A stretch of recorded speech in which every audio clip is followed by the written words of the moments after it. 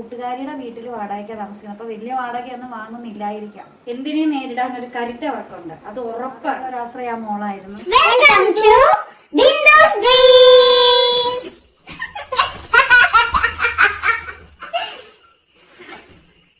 Hi, ഒരു ആവി പറക്കുന്ന പ്രഭാതത്തിലേക്ക് ബിന്ദു സ്റ്റുഡിയോസിലെ എല്ലാ കുട്ടികൾക്കും സ്വാഗതം. ആവി വേറെ ഒന്നും അല്ല കേട്ടോ, ഞാൻ രാവിലെ ഇച്ചിരി ചക്ക എടുത്ത് പുഴുങ്ങിയതാണ്.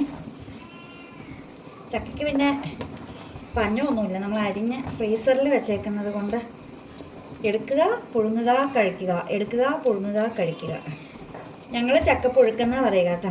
ചിലർ ചക്ക വേവിക്കും, ചക്ക അരപ്പൊക്കെ ഇട്ട് വേവിക്കും, ചക്ക കൂട്ടാൻ ഇങ്ങനെയൊക്കെ പറയാറുണ്ട്.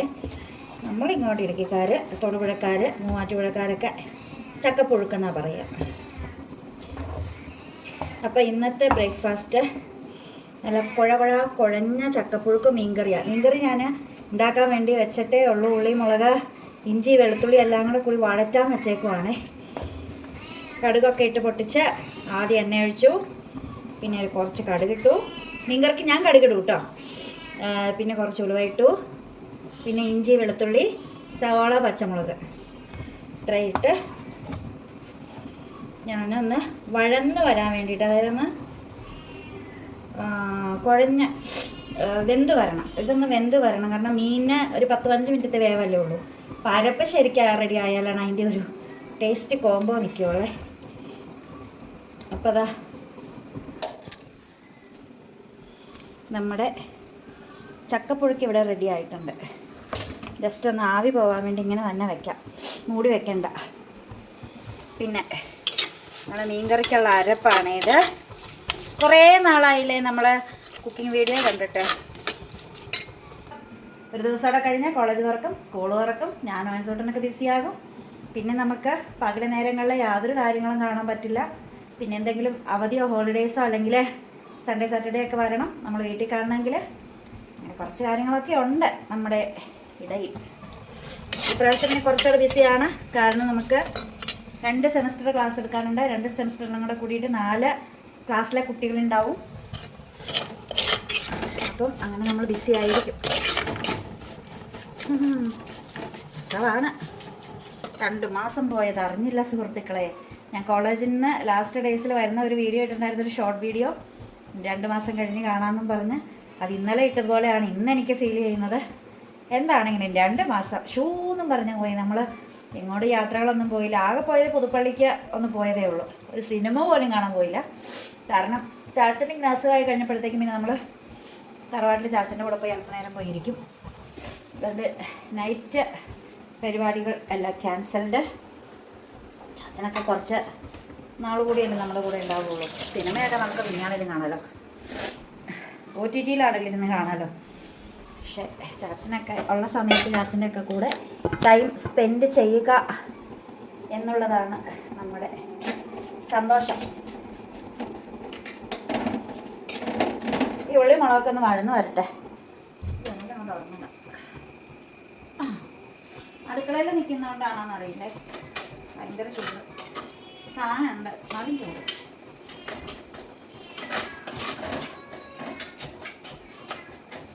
ഒന്ന് വഴന്ന് കിട്ടിക്കഴിഞ്ഞാൽ പൊടിയിട്ട് വെള്ളം തിളച്ച് കഴിഞ്ഞാൽ, ഗ്രേവി അങ്ങ് തിളച്ച് കഴിഞ്ഞാൽ പിന്നെ കഷ്ണം ഇട്ട സിലോപ്പിയ മീനാണ് ഇട്ട് കഷ്ണങ്ങളും കൂടെ പറക്കിയിട്ട് കഴിഞ്ഞാൽ പിന്നെ നമുക്ക് ഒരു 15 മിനിറ്റിനുള്ളിൽ മീൻകറി റെഡിയായി. അപ്പോൾ ഇതൊന്ന് വഴന്ന് വരുന്ന സമയത്ത് ചോറും കൂടെ അങ്ങ് വയ്ക്കുവാണെങ്കിൽ നമുക്ക് ഉച്ചക്കത്തേക്കുള്ള കാര്യമാവില്ലേ. അരി എടുത്തോണ്ട് വരട്ടെ.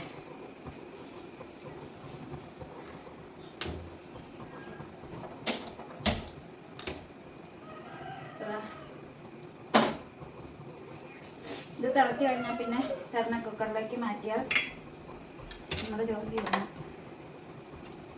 കപ്പളങ്ങ അരിഞ്ഞ് ഫ്രിഡ്ജിൽ വെച്ചിട്ടുണ്ട്, അതെടുത്തിട്ട് തോരൻ വയ്ക്കും. മീൻകറി കപ്പളങ്ങ തോരനല്ല, മെഴുക്ക് പുരട്ടി, പിന്നെ അച്ചാറ് ഇരിപ്പുണ്ട്, പപ്പടം ഇരിപ്പുണ്ട്. പപ്പടം എടുത്തിച്ചിട്ട് വറക്കണം. കഴിഞ്ഞ ദിവസേ നമ്മുടെ വീട്ടിലൊരു ചേച്ചി വന്നിട്ട് ഈ സാധനങ്ങളൊക്കെ വിൽക്കാൻ വരുന്നവരില്ലേ, ഓ ഈ പൂച്ചയുടെ ശല്യം. കണ്ടടിയോ തീറ്റ തന്നേക്കുന്ന അത് തന്നേക്കുന്ന ആർക്കാ? തിന്നടി പോയി മിണ്ടിക്കഴിഞ്ഞ അടിയാൻ പറ്റരുത്. നിറച്ച് ഫുഡ് ഇട്ട് കൊടുത്തേക്കുക. ഒരു ചേച്ചി നമ്മുടെ വീട്ടിൽ വന്ന് സാധനങ്ങളൊക്കെ വെക്കാൻ വരുന്നതാണ്. ഇവിടെ അടുത്ത വീട് അടുത്തെന്ന് വെച്ചിട്ടുണ്ടെങ്കിൽ ഒരു 5-7 കിലോമീറ്റർ വ്യത്യാസത്തിൽ വാടകയ്ക്ക് താമസിക്കാമെന്ന് പറഞ്ഞേ. അപ്പം ഞാൻ ആദ്യം തന്നെ ഒന്ന് വേണ്ടാന്ന് പറയാൻ വന്നതാണ്. അന്നേരം ചേച്ചി പറഞ്ഞു അത് അച്ഛന്മാർ ഉണ്ടാക്കി കൊടുത്തതാണ്, പള്ളിയിലച്ഛന്മാർ, കത്തോലിക്ക. അപ്പം ആ ചേച്ചിയുടെ മോൾക്ക് ക്യാൻസറാണെന്ന് പറഞ്ഞു. 2 വയസ്സുള്ള ഒരു കൊച്ചുണ്ട്, 2-2.5 വയസ്സുള്ള ഒരു കൊച്ചുണ്ട്. കൊച്ചിനെ അടുത്ത വീട്ടിൽ ഏൽപ്പിച്ചിട്ടാണ് വന്ന ആ ചേച്ചി. മോള് നന്നായിട്ട് പഠിക്കുമായിരുന്നു, +2-നൊക്കെ നല്ല മാർക്ക് വാങ്ങി ജയിച്ചതാണ്. പക്ഷേ മോൾക്ക് 4th സ്റ്റേജാണ്, അസുഖത്തിൻ്റെ 4th സ്റ്റേജാണ്. അപ്പോൾ ചേട്ടൻ ബാക്കിലായിരുന്നു. അപ്പോൾ ചേട്ടൻ വന്ന് പേപ്പർ ചെയ്യുന്ന സാധനങ്ങൾ വയ്ക്കാവുന്ന ഒരു ചേച്ചിയാണ് ഇവിടെ അടുത്ത വീട്. അപ്പോൾ ചേട്ടൻ അവർക്ക് വേണ്ടാന്നുള്ള രീതിയിൽ പിന്നെ എല്ലാവരോടും വരുന്നവരോട് വാങ്ങാൻ നിന്നിട്ടുണ്ടെങ്കിൽ ആ ചേച്ചിയുടെ യൂക്കാലിപ്സ് തൈലവും യൂക്കാലിപ്സിൻ്റെ ഒറിജിനലാണെന്ന് പറഞ്ഞു. അതും പിന്നെ ഈ അട്ട, പാറ്റ, ഈച്ചയൊക്കെ പോകുന്ന ഒരു ബോട്ടിൽ മരുന്ന്. ആ 2 ബാക്കിയുള്ളൂ, ബാക്കിയെല്ലാം വിറ്റുപോയി. അപ്പം ഞാൻ പറഞ്ഞ ചേച്ചിയുടെ മോക്ക് ഇങ്ങനെ ക്യാൻസറാണെന്ന് പറഞ്ഞത്. അപ്പോൾ ചേട്ടൻ നിന്നേ. അപ്പോൾ ആ ചേച്ചി കരഞ്ഞു, നിങ്ങളിപ്പോൾ ഇത് എടുത്താലും എൻ്റെ മോളെ രക്ഷിക്കാൻ പറ്റൂല, കാരണം 98% അസുഖം സ്പ്രെഡ് ആയതാണ് എന്ന് പറഞ്ഞാൽ ചേച്ചി കരഞ്ഞപ്പോൾ വല്ലാതെ ഫീലായി. ഇപ്പോൾ ചേട്ടൻ ചായ കുടിച്ചോന്നൊക്കെ ചോദിച്ചു. അപ്പോൾ ആ ചായ കുടിച്ചിട്ട് വന്നേ. അപ്പം അതിൻ്റെ ഇടയ്ക്ക് ചേച്ചിക്ക് ഒരു കോള് വന്ന കുഞ്ഞിനെ നോക്കാൻ ഏൽപ്പിച്ച വീട്ടിൽ നിന്ന് വിളിച്ചതാണ്. പ്രാണിയെ നമ്മൾ ഇറക്കി വിട്ടു. അപ്പോൾ ഫുഡൊക്കെ കൊടുത്ത. അപ്പോൾ 4th സ്റ്റേജാണ്. ഇത് വാങ്ങിയെന്നും കരുതി ആ പൈസയും കൊണ്ട് മോളെ രക്ഷിക്കാൻ പറ്റത്തില്ല. മോൾക്ക് ഒത്തിരി ഏജൊന്നുമില്ല. അതുകൂടാതെ അവർ വാടകയ്ക്കാണ്, അവരുടെ വീട് ജപ്തിയായി പോയതെന്ന് പറഞ്ഞു. മോളുടെ ഹസ്ബൻഡിൻ്റെ കാര്യം ചോദിച്ചില്ല കേട്ടോ. ഹസ്ബൻഡിൻ്റെ വീട്ടുകാരങ്ങനെ നോക്കാനുണ്ടെങ്കിൽ ആ കുഞ്ഞിനെ അടുത്ത വീട്ടിൽ ഏൽപ്പിച്ചിട്ട് പോരേണ്ടതല്ലല്ലോ. അപ്പം ചേച്ചി പറഞ്ഞു ഇതിന് 650 രൂപയ്ക്ക് എടുത്തിട്ട് അട്ടയുടെ മരുന്ന് ഫ്രീ ആയിട്ട് അതിൻ്റെ കൂടെ ഫ്രീ ആയിട്ട് എടുത്തോളാൻ പറഞ്ഞു. കാരണം അവർക്ക് കുറച്ച് സാധനം മൊത്തത്തിൽ വിറ്റ് തീർന്നതാണ്, അതിൻ്റെ പ്രോഫിറ്റ് കിട്ടി കാണുമായിരിക്കും. അതുകൊണ്ട് അത് കഴിഞ്ഞാൽ അപ്പോൾ ആ ചേച്ചിയുടെ ഹസ്ബൻഡിൻ്റെ അനുസരിച്ച് പറഞ്ഞു 23 വർഷം മുമ്പ് ഹസ്ബൻഡ് മരിച്ചു പോയതാ. മോൾക്ക് 6 വയസ്സുള്ളപ്പം ഹസ്ബൻഡ് മോളുടെ അച്ഛൻ മരിച്ചു പോയതാ. ഒറ്റയ്ക്ക് ആ ചേച്ചി വളർത്തി, ഒരു മോള് മാത്രമേ ഉള്ളൂ, വേറെ കുട്ടികളൊന്നും ഇല്ല എന്ന് പറഞ്ഞപ്പോഴത്തേക്കും നമുക്ക് ഭയങ്കര സങ്കടമായിപ്പോയി. കാരണം ഓരോ മനുഷ്യന്മാരുടെയൊക്കെ സിറ്റുവേഷൻസ്, ഓരോ മനുഷ്യന്മാരുടെ നമ്മൾ വിചാരിക്കും നമ്മുടെ ദുഃഖങ്ങളാണ് ഏറ്റവും വലിയ ദുഃഖങ്ങൾ നമ്മൾ വിചാരിക്കും. പക്ഷെ അതൊന്നുമല്ല, അതിലും വലിയ ദുഃഖങ്ങളുള്ളവർ നമുക്ക് ചുറ്റും ഒരുപാട് പേരുണ്ടല്ലേ. നമുക്ക് നിസ്സാരമായി എന്തെങ്കിലും ഒരു പ്രശ്നം വരുമ്പോഴത്തേക്കും നമ്മൾ സൂയിസൈഡ് അറ്റംപ്റ്റിലേക്ക് പോകും, നമ്മൾ ഭയങ്കരമായ ഡിപ്രഷനിലേക്ക് പോകും, നമുക്കൊന്നും ചെയ്യാൻ പറ്റാത്ത അവസ്ഥയിലേക്ക് പോകും. ആ ചേച്ചി കണ്ടറിയുന്നില്ല, നീറ്റായിട്ട് സാരിയൊക്കെ കൊടുത്ത് കുളിച്ച് കുളിപ്പിന്നലൊക്കെ പിന്നെ നല്ല വൃത്തിക്ക് നടക്കുന്ന ഒരു ചേച്ചി. അല്ലാതെ നമ്മൾ പറ്റിക്കാനോ ഒന്നുമില്ല. പറ്റിക്കാനാണെങ്കിൽ പറയില്ല, എന്നാൽ നിങ്ങൾ എടുത്തോന്നും കരുതി എൻ്റെ മോൾ അതിൽ നിന്ന് രക്ഷപ്പെടുകയൊന്നുമില്ല. അപ്പോൾ ഇത് വിൽക്കുക, അതിൻ്റെ അവർക്കൊരു ജീവിത വരുമാനം. അല്ലെങ്കിൽ ആ മോള് തിരുവനന്തപുരം റീജിയണൽ ക്യാൻസർ സെൻ്ററിലാണ് ഓൺലൈനായിട്ടൊക്കെ വന്നാന്ന് പറഞ്ഞു. ഞാൻ പിന്നീട് ആലോചിച്ച, അയ്യോ ആ ചേച്ചി പോയി കഴിയുമ്പോൾ നമ്മൾ സാധനം എടുത്തു, ചേട്ടന് 1000 രൂപ കൊടുത്തു, ബാക്കിയൊന്നും തരണ്ട എന്ന് പറഞ്ഞു. പിന്നെ ഓർത്ത് ആ ചേച്ചിയുടെ അഡ്രസ്സ് എന്തെങ്കിലും വാങ്ങി അവരുടെ ബാങ്ക് അക്കൗണ്ട് നമ്പർ വല്ലതും കൊടുക്കുമായിരുന്നെങ്കിൽ ആരെങ്കിലുമൊക്കെ ഹെൽപ്പ് ചെയ്തേനേലോ എന്ന് ഓർത്തു. പിന്നെ വേണ്ട, അവരങ്ങ് പോയി. അത് അങ്ങനെ അങ്ങ് പോകാനായിരിക്കാം ദൈവ നിയോഗം. എന്താണെങ്കിലും ഞാൻ ചിന്തിച്ചത് അതല്ല, നമ്മൾ ഒട്ടേറെ പ്രശ്നങ്ങളിലൂടെയൊക്കെ പോകുന്നവരാണ്. അപ്പം നമ്മൾ വിചാരിക്കും നമ്മുടെ ദുഃഖമാണ് ഏറ്റവും വലിയ ദുഃഖം, മറ്റുള്ളവരുടെ വേദന നമുക്ക് വേറെ കഥകൾ മാത്രമാണ്. പക്ഷെ നമ്മളൊന്ന് ആഴത്തിലൊന്ന് ചിന്തിച്ച് നോക്കിക്കേ, അവരെക്കുറിച്ച് ആ ഒരു സിറ്റുവേഷനിൽ നമ്മളാണെങ്കിലൊന്ന് ചിന്തിച്ച് നോക്കിക്കേ എന്തൊരു അവസ്ഥയാണ്. ഞാൻ എന്നെക്കുറിച്ച് അപ്പം ചിന്തിച്ചിട്ടോ, ഞാനും അതുപോലെ ഒരു കുഞ്ഞിനെ മാത്രമായിട്ട് വളർത്തുന്നതാണ്. ആ ചേച്ചിയുടെ ഒരു സിറ്റുവേഷൻ എല്ലാം എനിക്കറിയാം. ഇപ്പം ആ ചേച്ചി താമസിക്കുന്നത് എൻ്റെ മോളുടെ കൂട്ടുകാരിയുടെ വീട്ടിൽ വാടകയ്ക്കാണ് താമസിക്കുന്നത്. അപ്പോൾ വലിയ വാടകയൊന്നും വാങ്ങുന്നില്ലായിരിക്കാം എന്ന് ഞാൻ വിശ്വസിക്കുക. ഞാൻ ചോദിച്ചൊന്നുമില്ല കേട്ടോ. അവർക്ക് ആകെയുള്ള ഒരാശ്രയം ആ മോളായിരുന്നു. ഭർത്താവില്ലാതെ 23 വർഷക്കാലം ആ കുഞ്ഞിനെ അവർ വളർത്തി വലുതാക്കി കല്യാണം കഴിപ്പിച്ച് അയച്ച് അവസാനം ആ കുഞ്ഞും അസുഖമായിട്ട് ഇങ്ങനെ ഒരു സ്റ്റേജിൽ നിൽക്കുക എന്ന് പറയുമ്പോൾ ആ അമ്മയുടെ ഒരു മെൻറ്റാലിറ്റി കിടപ്പാടയില്ല. ഈ ഒരു കുഞ്ഞു ആവയും കൊണ്ട് മോളുടെ കുഞ്ഞിനെയും കൊണ്ട് ജീവിക്കുന്നു, എങ്ങനെ മുന്നോട്ട് പോകും? കുഞ്ഞിനെ അടുത്ത വീട്ടിലൊക്കെ ആക്കിയിട്ട് എന്നും പണിക്ക് പോകാനൊക്കെ പറ്റുമോ? ആ ചേച്ചിക്കും പ്രായമായിക്കൊണ്ടിരിക്കും. ആ ചേച്ചിക്ക് അത്ര ഏജൊന്നുമില്ല, എങ്കിൽ പോലും അതും ഏജ് ആയിക്കൊണ്ടിരിക്കുകയാണ്. ആ കുഞ്ഞിനാരുണ്ട്? ഇതെല്ലാം ഇങ്ങനെ ചിന്തിച്ചപ്പോൾ നമ്മുടെ ദുഃഖങ്ങളൊന്നും ഒരു ദുഃഖങ്ങളേ അല്ല. പരമാവധി നമുക്ക് രോഗങ്ങൾ ഉണ്ടാവാതിരിക്കും. കടങ്ങളോ ബാക്കി എന്തൊക്കെയോ ആയിക്കൊള്ളട്ടെ, നമ്മുടെ വീട് ജപ്തിയായി പോയിക്കൊള്ളട്ടെ, നമുക്ക് കുറേ കടമുണ്ടായിക്കോട്ടെ, അതൊക്കെ നമുക്ക് പരിഹരിക്കാം, ആരെങ്കിലൊക്കെ സഹായിക്കാം. പക്ഷേ രോഗം വന്നു കഴിഞ്ഞിട്ടുണ്ടെങ്കിൽ ആർക്കും നമ്മളെ ഹെൽപ്പ് ചെയ്യാൻ പറ്റത്തില്ല. ആ രോഗാവസ്ഥയിൽ നിന്ന് മാറ്റാനായിട്ട് നമുക്ക് സാധിക്കില്ല. ഇതുപോലെ ക്യാൻസർ പോലെയുള്ള രോഗങ്ങളാണെങ്കിലും നമുക്ക് രക്ഷയില്ല അല്ലേ. നമുക്ക് മരുന്ന് കൊണ്ട് കുറേ നാളൊക്കെ പിടിച്ചു നിർത്താം, പക്ഷേ എത്ര നാൾ മരുന്ന് കഴിച്ച് മടുക്കുന്നൊരവസ്ഥ വരും. അപ്പം ആർക്കും അസുഖങ്ങളൊന്നും വരാതിരിക്കട്ടെ എന്നുള്ളൊരൊറ്റ പ്രാർത്ഥനയേ ഉള്ളൂ. സത്യമായിട്ടും ആർക്കും അസുഖങ്ങൾ വരാതിരിക്കട്ടെ, അസുഖങ്ങളുള്ളവരുടെ അസുഖങ്ങളൊക്കെ മാറിപ്പോട്ടെ. എന്ത് എപ്പോൾ വേണേലും സംഭവിക്കാമല്ലോ. അസുഖങ്ങളൊക്കെ മാറി അത്ഭുതകരമായിട്ട് രക്ഷപ്പെട്ട ചരിത്രങ്ങൾ വരെ നമ്മുടെ കൺമുന്നിൽ ഒരുപാടുണ്ട്. അസുഖങ്ങൾ ആർക്കും വരാതിരിക്കട്ടെ. വന്നവരുണ്ടെങ്കിൽ അവരുടെ അസുഖങ്ങൾ ഒരു സുപ്രഭാതത്തിൽ ആർക്കും അസുഖമൊന്നും ഇല്ലാതിരിക്കട്ടെ. എല്ലാ അസുഖങ്ങൾക്കും ഉള്ള ഒരു മരുന്ന് അല്ലേ, എല്ലാത്തിനുമുള്ള ഒരു പ്രതിവിധി മരുന്ന് കണ്ടുപിടിക്കാൻ കഴിയട്ടെ, അസുഖം മാറാൻ കഴിയട്ടെ. എല്ലാത്തിനും എല്ലാം കണ്ടുപിടിക്കുന്നവരാണല്ലേ.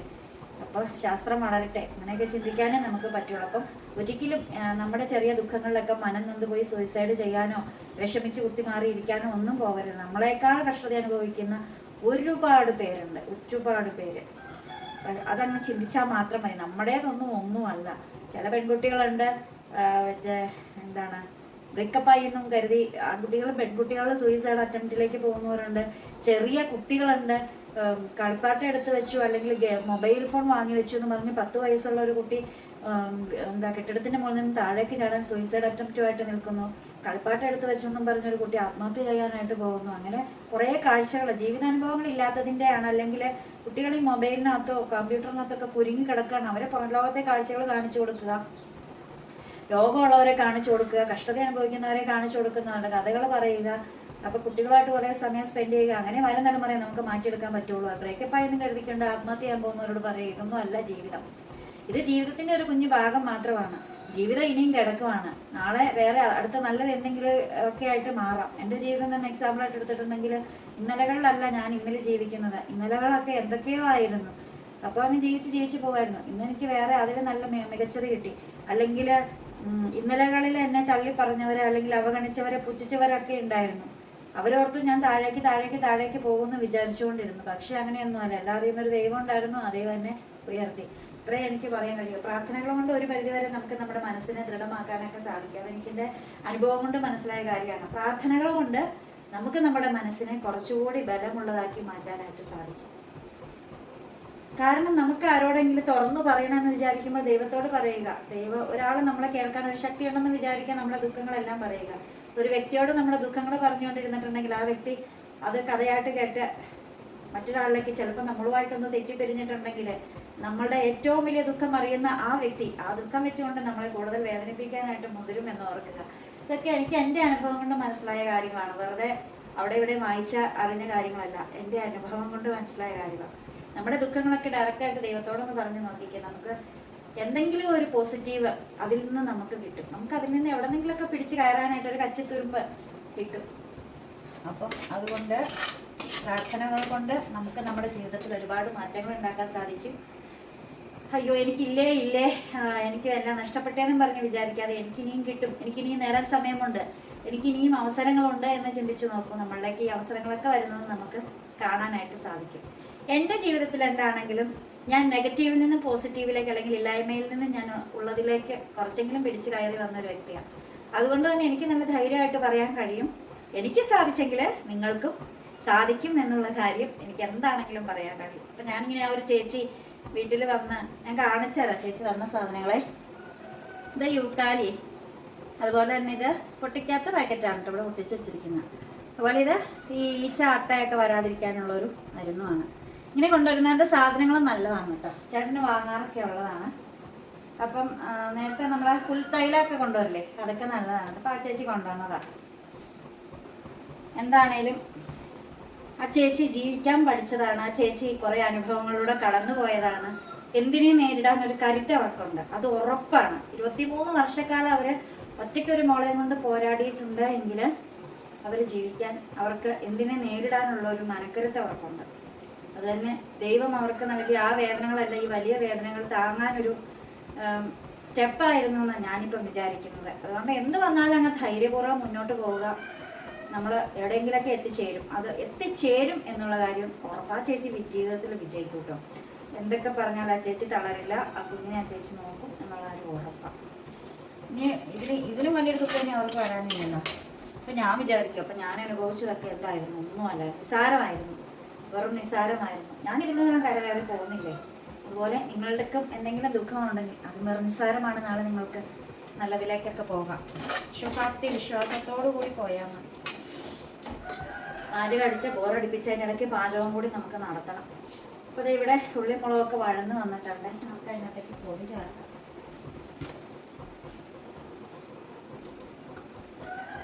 മഞ്ഞപ്പൊടി,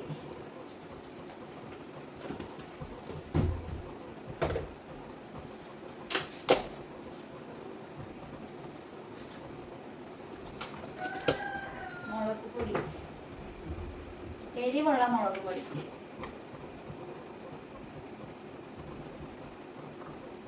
മല്ലിപ്പൊടി ചെറിയ സ്പൂണാണ് കേട്ടോ. അതുകൊണ്ട് പിന്നെ നമുക്ക് ഇട്ടാൽ കുഴപ്പമില്ല. ഫിഷ് മസാലയാണ്. ഫിഷ് മസാല ഞാൻ ഇച്ചിരി ചേർക്കാറുണ്ട്. എന്നാലും ഞാൻ മറ്റ് പൊടികളെല്ലാം കുറയ്ക്കും. കാരണം ഫിഷ് മസാലയിലെ എല്ലാ ഇൻഗ്രീഡിയൻസും ഉണ്ടല്ലോ. ഇത് കശ്മീരി ചില്ലിയാണ് കേട്ടോ. അതിനൊരു എരിവൊന്നുമില്ല, പക്ഷെ കറിക്ക് നല്ലൊരു കളറൊക്കെ കിട്ടും.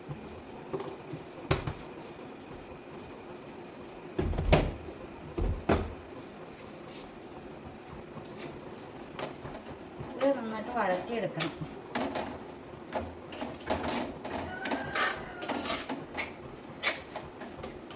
ഈ അരപ്പെല്ലാണ്ട് വഴന്നു വരുന്നതിലല്ലേ കറിയുടെ ടേസ്റ്റ്. ജലദോഷം പിടിച്ചെന്നേ, എങ്ങനെ പിടിച്ചെന്ന് എനിക്ക് അറിഞ്ഞോട്. അല്ലെങ്കിൽ കോളേജ് തുറക്കാതാകുമ്പോൾ പനിയും ജലദോഷമൊക്കെ എനിക്കുള്ളത്. ഒറ്റ സാരി ബ്ലൗസ് തയ്ക്കാൻ പറ്റിയിട്ടില്ല കേട്ടോ. 2 മാസം വീട്ടിൽ ഇരുന്നിട്ട്. എന്നോട് പറഞ്ഞാൽ എല്ലാവരും പിടിച്ച് തല്ല് വരും. എന്ത് ചെയ്ത് ഞാനത് ഓർക്കണേ, എന്ത് ചെയ്ത് അതിലൊട്ട് ഉറങ്ങിയിട്ടുമില്ല. ഈ അടുത്ത ദിവസങ്ങളിൽ ചാച്ചൻ്റെ അടുത്ത് പോയി ഇരുന്ന് നൈറ്റ് ഉറക്കടച്ച ദിവസങ്ങളിൽ മാത്രം ഞാൻ ഉറക്കടച്ച ദിവസങ്ങൾ ഉറങ്ങിയില്ല. അതൊക്കെ കഴിഞ്ഞ് പിന്നെ വെച്ചാൽ നേരത്തെ ദിവസങ്ങളിലും പകൽ ഉറങ്ങിയിട്ടുണ്ട്. ഇപ്പം ഞാൻ പുളി കഴുകിയ വെള്ളം ഉണ്ടല്ലോ, അതിങ്ങനെ ഒഴിച്ചു കൊടുക്കുക. പുളി കഴുകിയിട്ട് ആ വെള്ളത്തോട് കൂടി പുളി ഇട്ടിട്ട്, പുളി കഴുകിയ വെള്ളം കളഞ്ഞിട്ടോ, എന്നിട്ട് പുളി കുറച്ച് വെള്ളം ഒഴിച്ച് ആ വെള്ളം നമ്മൾ ഒഴിച്ചു കൊടുത്തു. പുളിയോട് കൂടി ഒഴിച്ചു കൊടുത്തു.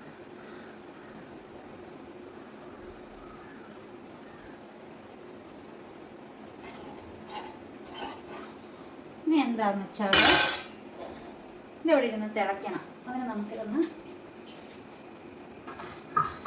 മൂടി കൊടുക്കണം. അയ്യോ, ഞാൻ ആ മൂടുന്ന പാത്രം എവിടെ കഴുകി വെച്ചേക്കുന്നത്.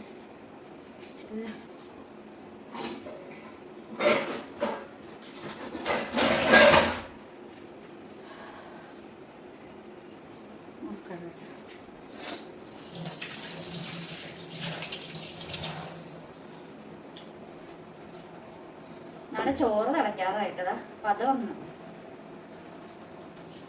ചക്കയുടെ ആവിയൊക്കെ പോയി. ചക്ക സെറ്റായി.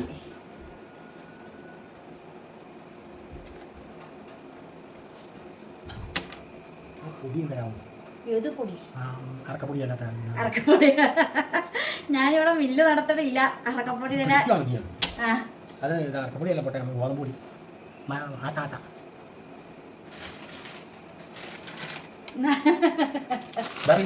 അവിടെ ഇപ്പുണ്ട്. അല്ലാത്ത പൊടിയുണ്ട്. ഗോതമ്പ് പൊടി നല്ല പൊടി.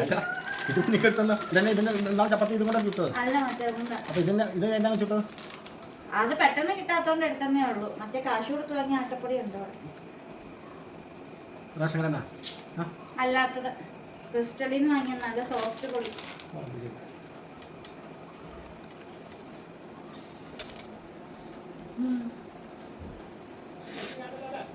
വേണ്ട. നമ്മുടെ ചോറ് തിളച്ചിട്ടും കിട്ടതാ. നല്ല സുന്ദരമായിട്ട് ചോറ് തിളച്ചു. ഈ ഒന്ന് കുറച്ച് കൊടുക്കാതെ ജസ്റ്റ് ഒന്ന് വേവട്ടെ. അരി ഒന്ന് നീണ്ടു വരണ്ടേ.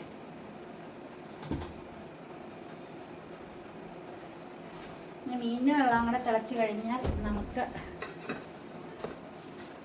കഷ്ണങ്ങൾ ഇട്ട് കൊടുക്കാം. സിലോപ്പിയ മീൻ ചെതമ്പൽ കളയുന്നതാണ് നല്ലത്, ടേസ്റ്റ്. പക്ഷേ ഇത് തൊലി പൊളിച്ച് വാങ്ങിച്ചു. എനിക്ക് ചെതമ്പൽ കളയാൻ വയ്യായിരുന്നു, അതുകൊണ്ട് വയ്യാത്തത് കൊണ്ടാണ് കേട്ടോ. പറ്റുമെങ്കിൽ ഞാനത് ചെയ്യുമായിരുന്നു, പക്ഷേ എനിക്ക് ആ കണ്ടീഷൻ അല്ലാത്തത് കൊണ്ട് ഞാൻ തൊലി പൊളിച്ച് വാങ്ങി. കുറച്ചെടുത്ത് ഇന്നലെ നമ്മൾ വറുത്ത് ചോറ് കഴിച്ചു. ബാക്കി നമ്മൾ കറി വെച്ചാൽ ചില ചക്കപ്പുഴുക്കിന് വേണ്ടിയിട്ട് കറി വെച്ചാൽ ഒരു കഷ്ണം മീനും ചില ചാറും ചില ചക്കപ്പുഴുക്കും ചില കട്ടൻ ചായ ഉണ്ടെങ്കിൽ കുശാൽ.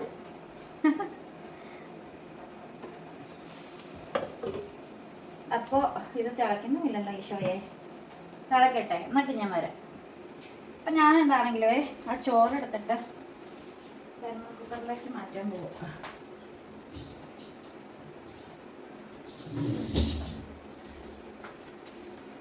താഴെ വെച്ചിരിക്കുന്നത് എല്ലാ പാത്രവും കൂടെ മുകളിലേക്ക് വെക്കേണ്ടത് വിചാരിച്ചു.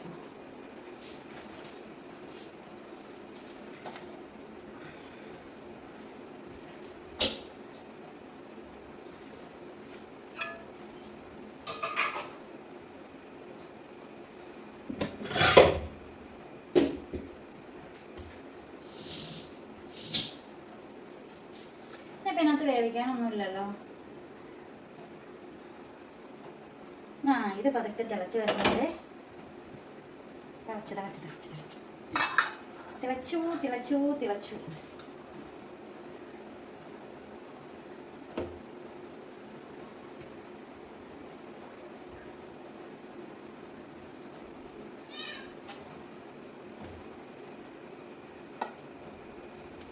ഞാനൊരു ചെറിയ കലവായി എടുത്തേ. ഇച്ചിരി മീനാണല്ലോ നോർത്തതേ. ഇട്ട് കഴിഞ്ഞപ്പോഴത്തേക്ക് കാലത്തിന് മീനൊക്കെ പൊങ്ങി വന്നിരുന്നു. ചേട്ടൻ എന്നോട് എപ്പോഴും പറയും വലിയ പാത്രം എടുക്കും, വലിയ പാത്രം എടുക്കും, വിശാലമായിട്ട് വേവട്ടെ. വേണ്ട വേണ്ട, ഇത്രയും മതി, ഇത്രയും വിശാലതയൊക്കെ മതി, ധാരാളം.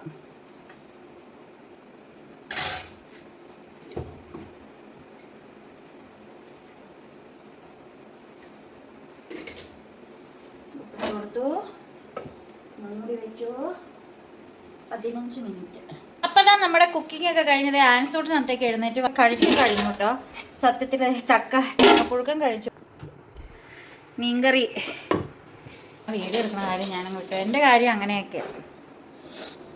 അപ്പോൾ ഇത്രയേ ഉള്ളൂ നമ്മുടെ അടുക്കള വീഡിയോ. കഴിക്കലൊക്കെ കഴിച്ചുകൊണ്ടിരുന്നപ്പോഴത്തേക്ക് ഞങ്ങൾക്കൊരു ഫോൺ കോൾ ഉണ്ടായിരുന്നു. പിന്നെ സംസാരിച്ചുകൊണ്ടിരുന്ന് കഴിച്ചപ്പോൾ വീഡിയോയുടെ കാര്യം ഞാനും വിട്ടുപോയി, ഞാൻ വീഡിയോ എടുക്കുന്ന കാര്യം ചേട്ടനും വിട്ടുപോയി. ചേട്ടനെ അറിയാനും പാടില്ലായിരുന്നു. അപ്പോൾ ഇത്രേ ഉള്ളൂ നമ്മുടെ ഇന്നത്തെ വിശേഷങ്ങളൊക്കെ. ഒരു കുഞ്ഞു കാര്യം പറയാനായിട്ട് സാധിച്ചു. ആ ഒരു കാര്യം പറയാൻ വേണ്ടി, സത്യത്തിൽ കുക്കിങ്ങിനേക്കാൾ ഉപരിയായിട്ട് നമ്മൾ ഒരു കുഞ്ഞു കാര്യം പറയാൻ വേണ്ടി വന്നതായിരുന്നു. അപ്പോൾ നമ്മുടെ വീഡിയോയുടെ വൈൻഡപ്പ് ചെയ്യാണ്. വീണ്ടും പുതിയ വിശേഷമൊക്കെ ആയിട്ട് വീഡിയോ ഇഷ്ടപ്പെട്ടാൽ ലൈക്ക്, കമൻറ്റ്, ഷെയർ, സബ്സ്ക്രൈബ് ഒക്കെ ചെയ്യാൻ മറക്കരുത്. വീണ്ടും പുതിയ വിശേഷം പുതിയ വീഡിയോ ഒക്കെ ആയിട്ട് വീണ്ടും വരുമ്പോഴേക്ക് designing of Bindu's dreams. By.